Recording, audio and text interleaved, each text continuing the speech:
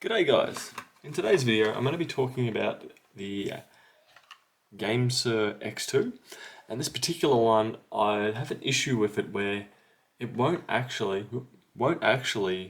connect every single time. So right now if I plug it in, we need to get a blue solid light. So if I plug it in, pull it up, and we're getting a blue blinking light right here. So the thing that I found with it, that if I get it to sit on a slight angle, it seems to work considerably more. So if I disconnect it, so what I'm going to do is reconnect it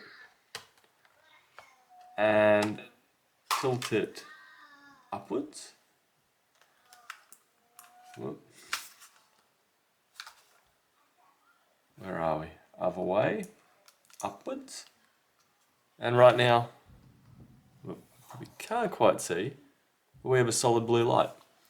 If you have a look at it from left to right, it's lower here and higher up here. So if you've got one, it very might be worthwhile just tilting it on a slight angle upwards. So I feel like there's something wrong with the connection down the bottom, which if I have it resting in its normal position, it rarely works. But I found that if I have it tilted up at this point and just lower it down here, it seems to work considerably better and has a lot less dropouts for me. So right now, probably can't really tell, but I'm navigating the menus just fine.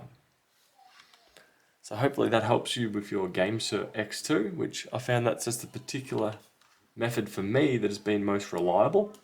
Maybe for you, you might have to tilt it down lower, but for me, tilting it up seems to be the solution for me. So if we get into the game here, no, it didn't want to load. Oh well. Anyway, that's all for today, and I'll catch you guys later. Bye.